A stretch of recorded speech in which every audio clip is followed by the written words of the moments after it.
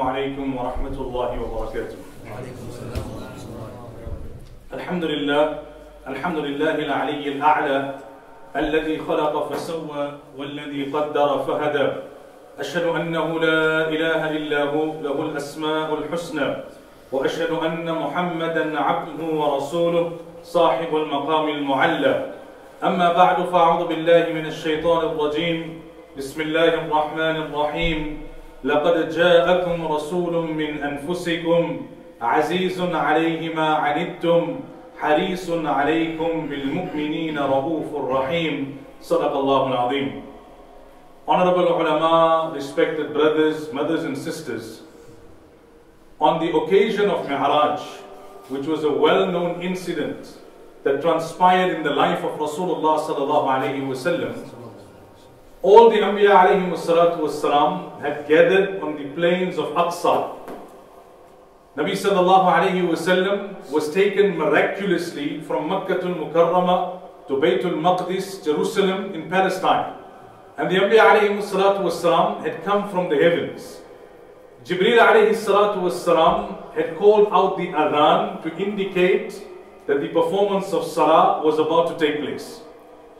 After the adhan was completed, every Nabi was looking at the other in order to try and ascertain and determine that who is going to be the imam, who is going to lead us in salah.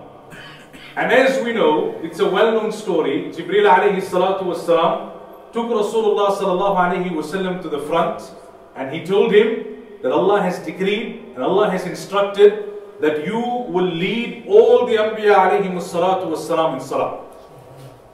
After the salah had terminated, the other Anbiya alayhi salatu wassalam were curious.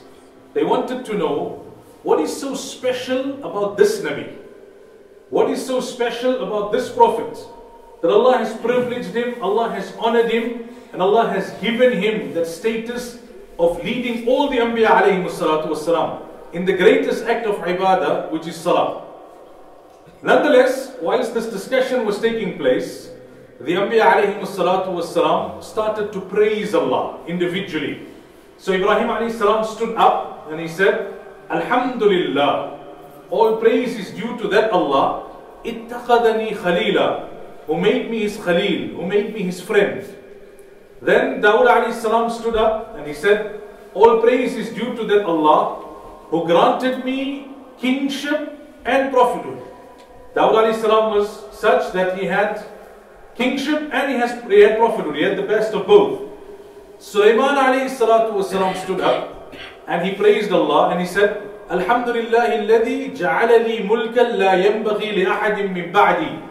That all praise is due to that Allah who granted me such a kingdom, who granted me such wealth, who granted me such power that no one would have the like thereof up till the end of times. Musa alayhi salam stood up and he said, Alhamdulillahi alladhi kallamani taklima. All praise is due to that Allah who spoke to me directly. Isa alayhi salam stood up and said, all praise is due to that Allah who created me without an intermediary of a father. So every Nabi, every Prophet praised Allah by talking about a bounty which Allah had privileged them with. And finally, Muhammadur Rasulullah sallallahu alayhi wasallam takes the podium. And all the Anbiya alayhi salatu wassalam are waiting with bated breath, are waiting with heightened curiosity. They want to see what is he going to say. And what were the words that came from the blessed lips of Muhammadur Rasulullah sallallahu alayhi wasallam. He stood up, he looked heavenwards, he raised his hands and he uttered these words, Alhamdulillahi alladhi arsalani rahmatan lil alameen. All praise is due to Allah who sent me as a mercy to humanity. Every Nabi had a particular privilege, a particular honor, a particular quality, but it was limited in its influence. Rasulullah sallallahu alayhi wasallam said, I am the final Nabi, I am the greatest Nabi, I am the greatest human, I am the greatest of Allah's creation. Because Allah has sent me as a mercy unto the entire existence that Allah has created. Alhamdulillahi alladhi arsalani rahmatan lil alameen. Talking about Mi'raj, another famous incident that transpired, we know that once Rasulullah sallallahu alayhi wasallam had gone past the Sidratul Muntaha, that place beyond which even Jibreel could not go, even the archangel could not go. And then when he returned, he met Musa alayhi salam. And he told Musa alayhi salam that Allah has instructed me to instruct my ummah to perform 50 salah in a day. Now it's a famous incident, and we know what transpired. Musa alayhi salam said to Rasulullah sallallahu alayhi wasallam that 50 is too much, they won't manage. So go back and ask for a discount of 5. And Rasulullah sallallahu alayhi wasallam went and he asked, and it came down by 5. And then Musa alayhi salam said, it's still too much. And the Nabi of Allah went back. And like that he went back and forth until it came only to 5. From 50 to 5. But it was reduced each time by 5. And the scholars explain, they say, that Musa alayhi salam had prior experience. He came to this world before Rasulullah sallallahu alayhi wasallam. He knew that even 5 would be difficult for us. So why from the onset did he not tell the Nabi of Allah that ask Allah to take it from 50 to 5? Why did he send Rasulullah sallallahu alayhi wasallam time and again to ask for a reduction of 5 at a time? And the scholars give a beautiful example. They say, Musa alayhi salam thought to himself, I could not enjoy the closeness of Allah like he did, but every time he goes to Allah and he comes back, at least I am close to the one who was close to Allah. At least I am close to the one who was close to Allah. The sunnah of Rasulullah sallallahu alaihi wasallam, the legacy of Rasulullah sallallahu alaihi wasallam is underpinned and it's overflowing with mercy. When we say he was a mercy to humanity, it means his teachings, his lifestyle, his legacy, his sunnah, his seerah, in every aspect of it, there is mercy that is flowing. Some scholars so beautifully put it, they say, the sunnah and the seerah of Rasulullah sallallahu alayhi wasallam is akmal, ajmal, ahsan. Akmal, most perfect. Ajmal, most beautiful. Ahsan, simply the best.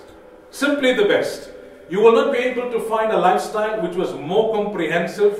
You will not be able to find a lifestyle which was more beautiful. You will not be able to find a lifestyle which was more recorded and more documented than the lifestyle of Rasulullah sallallahu alayhi wasallam. The question you and I have to ask ourselves, and this is what I have been emphasizing in each one of these talks during the last few nights, to what extent are we tapping into the mercy of Rahmatul Lil Alameen? To what extent are we bringing that mercy into our own lives, into our own homes? And to what extent are we taking that mercy and spreading it as far as we possibly can? Abu Hassan al-Nadwi rahimahullah has written an interesting story. They say one day there was a group of youngsters. They were traveling on the ocean and they were on the ship. And the ship had a captain. But the captain was a simple man. He had no degree. He had no university qualification. He only knew how to sail a ship. These were university grads, right? Very smart, sophisticated youngsters. So one of them asks him, tell me, old chap, have you studied mathematics? He said, no. So after a while, and they're giggling amongst themselves. Then they ask him, did you study geography? He said, no. Then after a while they ask him, the third one asks him, did you study history? He says, no. So they tell him, what have you done with your life? You know nothing. You've wasted your whole life. Not long thereafter, they start to hit a stormy patch. And the ship takes a lot of strain and it's about to sink. So the sailor turns to them and tells them, do you know how to swim? They say no. He says, well, I do. And I'm going to swim to the shore. It looks like you are the ones who have wasted your life. It looks like you are the ones that have wasted your life. So what is the lesson behind the story?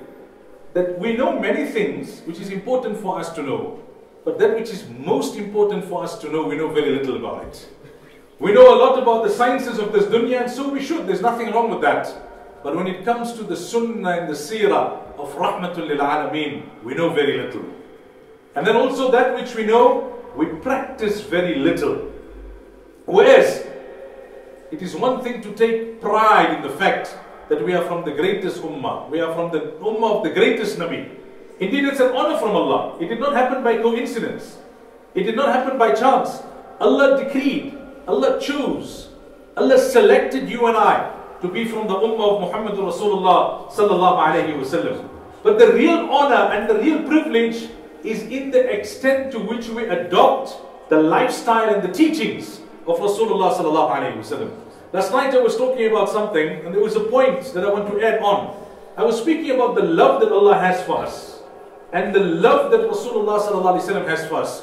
One scholar so beautifully explained this. Understand this point. It's really a great point to contemplate on. He says, every relationship of love in this world has a motive. Nobody loves you. Nobody loves you without a motive. When your parents wanted children, they had a reason. They wanted a motive behind why they wanted children. They wanted someone that would bring satisfaction to them. They wanted someone who will carry forward the family name. They wanted someone that they can leave their wealth for. They can leave the business for. They wanted someone that they could fill the void in their lives with. So they had a motive. It was not a bad motive, but they had a motive. When you get married, you have a motive, your spouse has a motive. You're looking for physical satisfaction. You're looking for emotional companionship. So you marry the person and you love the person with a gharz, with a motive behind it. If you look at the friendship that exists between people, you're looking for someone that you can lean on in difficult times. You're looking for someone that you can confide in. So you have a motive in that relationship. Even the ustad-student relationship, the teacher-student, the teacher wants to pass on the knowledge that he has. The student wants the knowledge that the teacher has. So there's a motive. But there's only two loves. There are only two beings that love us without a motive. They stand nothing to gain from loving us. The one is Allah. Because Allah does not need us and we need Allah. Allah does not need anyone or anything in the creation, but everyone and everything in the creation needs Allah. And the other is Muhammadur Rasulullah sallallahu alayhi wasallam. His love for us was as genuine as they can be, because his position by Allah is already guaranteed. His position by Allah is already guaranteed. He does not in any way benefit from us loving him. Yet he loved us before we even came into existence. The final moments in his life, Allahumma ummati, ummati, Allah my ummah. What will be the plight of every person who is yet to be born in my ummah? So that love for Rasul, that love that Rasulullah sallallahu alaihi wasallam had for us is a love that had no motive behind it. Absolutely no motive behind it. Now what I've been doing each evening is highlighting one of the qualities in the life of Rasulullah sallallahu alaihi wasallam which has become rare, which has become scarce. Because it's one thing to talk about his greatness sallallahu alaihi wasallam. It's one thing to talk about his love for us and our love for him. Those things indeed are great discussions. But in the end of the day, it's about walking the walk, not only talking the talk. To what extent have we brought his legacy into our lives? To what extent do we imbibe and internalize those values, those characteristics, and those qualities of Rasulullah sallallahu alaihi wasallam? So for the next few moments, I want to discuss one aspect of the life of Rasulullah sallallahu alaihi wasallam, and that is that the Nabi of Allah had no love for worldly possessions. He lived a very simple life. He lived a very simple life. And today's simplicity is a rarity, except when you are constrained by circumstances. So the only time we live a simple life is when we have no option but to live a simple life. When the finances are not in good shape, or when the circumstances are not favorable. Otherwise, this is a forgotten sunnah of Rasulullah sallallahu alaihi wasallam. Now, it's important that we understand one thing. Islam does not begrudge you having wealth. No. It is Allah after all who created wealth. It is Allah who has blessed us with wealth. It is Allah who has decreed that we should have wealth. So there is nothing inherently wrong with wealth itself. Actually, every human is born with an inclination towards wealth. This is a natural fact. And it has to be this way, otherwise the world won't function. So Allah says in Surah Al-Imran, زُيِّنَ لِلنَّاسِ حُبُّ الشَّهَوَاتِ مِنَ النِّسَاءِ وَالْبَنِينَ, until the rest of the ayah. Allah says, I have created in you an inclination towards the opposite sex. I have created in you an inclination towards worldly possessions. Why? If we had no inclination towards wealth, we would make no effort. No one would get up in the morning to work, and this world will not function. If we had no inclination towards the opposite sex, no one will get married, no one will procreate, the human race will cease to exist. So to some extent, Allah has created an inclination within us. So there's nothing wrong with wealth in itself. Otherwise, Allah would not have created the inclination towards it. But what Allah detests is for us to become obsessed and to fall in love with wealth. Wealth is a means towards an end. It's not an end in itself. Faqih Abul Layth Samarqandi rahmatullah alayh has so beautifully explained it. He said, it's like the relationship of the ship with water. The ship cannot sail if there's no water. But the ship will only sail if the water remains beneath it. As soon as it allows the water into it, the ship starts to sink. We cannot exist in this world without wealth. But we will exist in this world as we ought to exist, as long as we keep the love of wealth out of our hearts. Once we allow the love of wealth into our hearts, that is when we start to sink spiritually. So, I'm highlighting, I'm emphasizing and driving home the point of simplicity, right? But what is the meaning of simplicity? Everyone can come up with his own definition of simplicity. A person can be driving a Ferrari, he can have a Rolex on one hand, he can have a gold pen in his pocket, and he can say, I'm a simple man. I'm a simple man. So how do you define what is simplicity? In Arabic they have a saying, that tu'raful ashya, you will understand something by understanding its opposite. You can understand what is sweetness if you tasted something which is bitter. You will understand what is happiness if you've experienced sadness. So in order to understand simplicity, let us look at what is extravagance. Because extravagance is something which is prohibited in the Sharia. Israf, as we would call it in common parlance or in common terminology. Now what is extravagance? These are important points. Why? Because many times we don't realize we are transgressing because we have not understood the definition correctly. So what is extravagance? And the important thing to understand here is Islam has not put a figure. Islam hasn't said when you spend more than this much, or when you purchase this rather than that, then you are being extravagant. No. Islam has not put a limit. Islam speaks about the spirit. It's not about the limit behind what you purchase or what you enjoy. It's the spirit and the intention behind it. Let me explain this by means of a very simple example. There could be a man who has a single-story house. And then there could be a man who has a triple-story house. And they're neighbors. They live next to one another. On the apparent, we would look at the single-story house and say, this man is living simply. And we would look at the triple-story house and we would say, this man is living extravagantly. But it's not necessarily so. Maybe the man with the triple-story house has a big family. He's looking after his parents. He's looking after his in-laws. When you actually walk through those doors, it may be a big house, but the trimmings and the furniture and everything is basic, it's simple. On the other hand, the other person may have a single-story house, but it's only him and his wife. And you go into that single-story house and you find every finer thing that you can imagine has existed, exists in his house. So it's not about the size, it's not about the amount, it's not about the limit, it's not about the extent, it's about the spirit. It's about the spirit. If I purchase these clothes, did I purchase a particular brand because that brand is good quality and it will last me longer? Or did I purchase that brand because that's the same brand that everyone else wears? So I'm purchasing it simply for the logo. I'm purchasing it simply to keep up with others. I'm purchasing it because it has a status symbol. I want to keep up with the Jonases. That becomes extravagance. So a person may have purchased one such garment and it's extravagance. Another person may have purchased 3 such garments, but it's a necessity.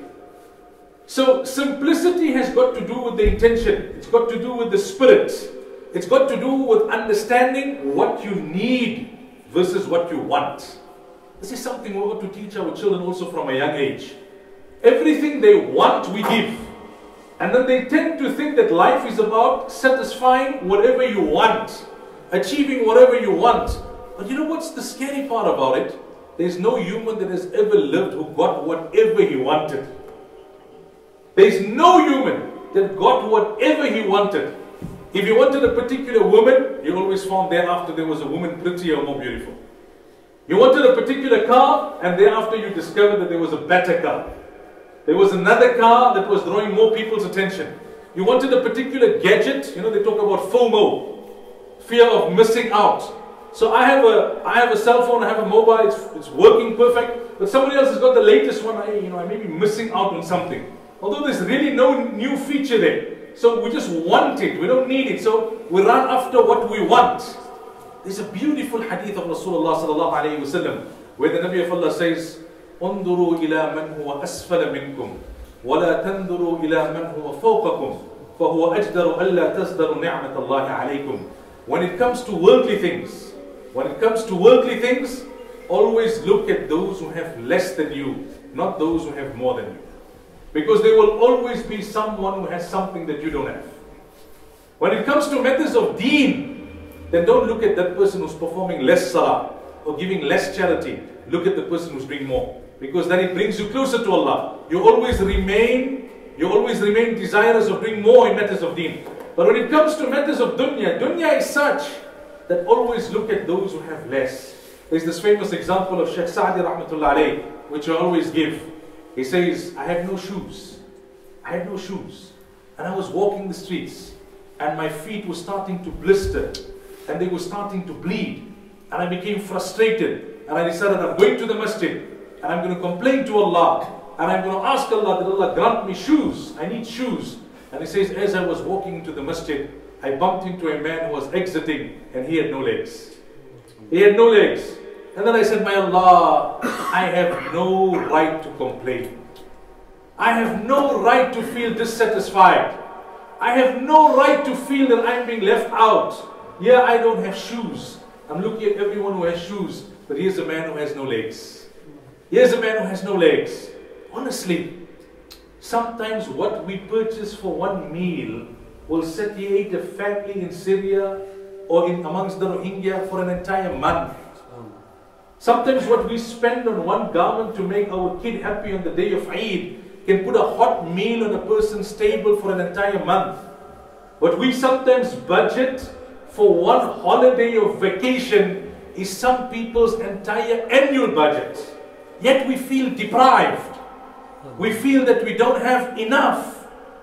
That's why Rasulullah sallallahu alaihi wasallam taught us such a beautiful dua.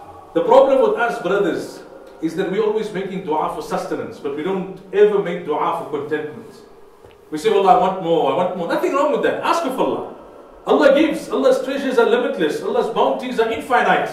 But look at the dua that Rasulullah sallallahu alaihi wasallam taught us. Allahumma qanni'ni bima razaqtani. Oh Allah, whatever you have decreed that I would get in terms of sustenance, grant me contentment in it. Wa barik li fi, and grant me barakah in it. If there is no barakah, then even 1 million is too much. Even a million is too little. Even a billion is too little. You know, recently I had the opportunity of meeting Bill Gates. Now he's the man who's number 1 on the Forbes list. Like the richest man on record in the world. And somebody stood up and asked him a question. It was a very interesting question. They said, you were the CEO of Microsoft. And you were making so much of money. Why did you turn your back on the business world and go into this field of philanthropy? Because now he's running charities, right? And he's running different projects that are trying to make life easier for others. So he gave a remarkable answer. This is not me saying it. This is the man who is the richest man in the world. He said, you know what? After the first few million, it doesn't make a difference how much more you have. How much more do I need to keep myself happy and to keep my family happy? After the first few million, the remainder made no difference. Yet, if you look at those people on the Forbes list, he may be the one now. In the latter part of his life, he came to the realization. But many others, if I'm number 9 on the list, how can I make it to number 8? And I normally laugh at these people. They have millions and billions, yet they work 18 hours a day. I say I'll work 18 days a year. If I had that much of money, spend more time doing the things that I enjoy. But that's the nature of greed. You see, greed is something that has no limit. Need has a limit. And we have to learn. The trick to simplicity, to living a simple life, is not that you must wear torn clothing. It's not that you must wear, or you must drive a car that sounds like a tractor when it's moving down the road. It's not that you must wear shoes that have holes beneath it. No, that's not simplicity. If Allah has given you, then wear decent. Live decently, live appropriately, live comfortably. But the trick of simplicity is living within your needs and not letting your wants drive you to greed, which is limitless. Many times people get sensitive to say, well, Allah has given me. Allah has given me. Of course Allah has given you, but did Allah say that you must spend every single cent that He has blessed you with on yourself, on the fineries of life, on the comforts of life? There is so much more that you can do with what Allah has given you. What Bill Gates has is nothing. One scholar beautifully, I don't have the time to go into it, but I'll just tell you in summary. One scholar did the calculation of the wealth that Abdul Rahman bin Auf radiallahu anh left behind after he had passed on, after many years of charity. And once you do the calculation and then you bring it into modern day dollar terms, it far surpasses the current wealth that Bill Gates has, even though he's still alive and he's still earning. But you see, Uthman radiallahu anh had wealth. But you never read about Uthman radiallahu anh leading a life of extravagance. He utilized his wealth to provide water for the people of Medina. He utilized his wealth to provide armory for the Muslims at Badr. He utilized his wealth to assist those who were in need, those who were in dire straits. That's why Rasulullah sallallahu alaihi wasallam said, Uthman's wealth has become his ticket to Jannah. Today we have to ask ourselves that is it not that our wealth is taking us further away from Allah? Further away from the sunnah of Rasulullah sallallahu alaihi wasallam, further away from the deen. Wealth is great when it is utilized in a way that is pleasing to Allah. Simplicity is also a sunnah of Rasulullah sallallahu alaihi wasallam. And simplicity has worldly benefits also. It's not only that it has spiritual benefits. It's not only that it has benefits in terms of reward. It has psychological benefits. You know, one of the great psychologists have said, and Islam has taught us this a long time ago. Psychologists today have said, is that majority of people are unhappy even though they have adequate wealth or more than adequate wealth. Why? Because they're chasing the next. The next. It's called the next syndrome.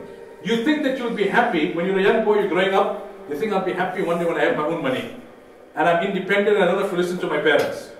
Then when that point comes, you feel there's a kind of satisfaction for a few months. And then the euphoria dies down. Now you think, hey man, where's my happiness? You say, no, maybe when I get married. Then when you get married, for 6 months you're in a honeymoon phase. And then things start to normalize, right? They start to normalize. Maybe you had a wife like that one, they say, one day there was this officer, it was his first day on duty. So the captain sent him out, he told him to go patrol the neighborhood. So he was patrolling the neighborhood, and next minute he comes onto the radio, totally panicked. Captain, a person has been murdered. So the captain says, who murdered him? He said, no, his wife. He said, why did she murder him? He said, no, the wife had wiped the floor. The wife had wiped the floor, and he walked over it whilst it was still wet. He didn't wait for it to dry. So she got so angry, she had such a temper, she shot him and she killed him. So the captain is silent for a moment, then he radios back and he says, officer, did you arrest her? He said, no, captain, that floor is still wet. That floor is still wet. So sometimes maybe you get a spouse like that, or even if you get a good spouse, now what happens is after 6 months of marriage, things normalize. Scientists have shown that no matter what you achieve in life, the euphoria lasts for no longer than 6 months. No longer than 6 months. You work for 30 years to buy a home, and after 6 months, it becomes a normal in your life. It becomes a constant in your life. So now you say, okay, maybe when I have children, then I'll be happy. So you're chasing the next milestone. And when you have children, then it's late nights and changing diapers and nappies and screaming and shouting, and you have to play referee between them. You say, when am I going to be happy? You're just chasing and chasing. Happiness is inside. It's in a content heart. It's about being satisfied with what you have right here and right now. And that can only come if you adopt this great sunnah of Rasulullah sallallahu alaihi wasallam, which is the sunnah of simplicity. So psychologically it's good for you. Emotionally it's good for you. Spiritually it's good for you. And your life becomes less cluttered. When you have too much and you have too many things in your life, you can't focus your energies. You can't focus your resources. You can't focus your attention. So that's the sunnah of Rasulullah sallallahu alaihi wasallam that I wanted to highlight for today. And I make dua that Allah grants me and grants all of us the tawfiq to lead simple lives, to avoid extravagance. But let me say a few things to you in conclusion. Whatever wealth Allah has given you, whether you consider yourself poor or middle class or rich, right? Among Sahaba there were also those categories. They were, they is, and they always will be in those categories. That's the system of Allah. نحن قسمنا بينهم معيشتهم في الحياة الدنيا ورفعنا بعضهم فوق بعض درجات. If everyone was on equal standing in terms of wealth, then there would be no system upon which the world will function. Capital needs labor, labor needs capital. That's why you need those who have wealth and you need those who have skill. So that system of Allah will continue up to the day of Qiyamah. But whether you find yourself in the bottom or in the middle or on the top, there's always that spirit of what do I do in terms of living beyond just my own interests. Allah has not put us, especially the ummatis of Muhammad sallallahu alaihi wasallam on this earth, just to live for ourselves. And one of the greatest tragedies in today's world is we live very selfish lives, very individualistic lives. We live only for ourselves. We're killing ourselves. We work hard, but with no greater purpose. It's all driven by consumerism, or by a quest to further our career, or for greater fame. So you kill yourself. You're on the hedonistic treadmill. You get stuck in a crazy routine. You're busy, but you're not productive, because your activities are pointless. They're not purposeful. Being busy is not necessarily does not necessarily mean that you are productive. So you kill yourself, but for what? Is there a greater purpose? Obviously, when it's there to provide for the needs of yourself and your family, then every ounce of your effort will generate reward. Every cent that you spend is a cent that you have invested in your akhirah. But beyond that, we need to ask ourselves the question, for what am I living? Today, it's unfortunate that people are neglecting their own families in the pursuit of material wealth and advancement. I was mentioning the other day, our homes have become like hotels. We stay under the same roof, we eat the same food, and we mingle with the same people, but emotionally we disconnected. We're all the time connected to our mobiles.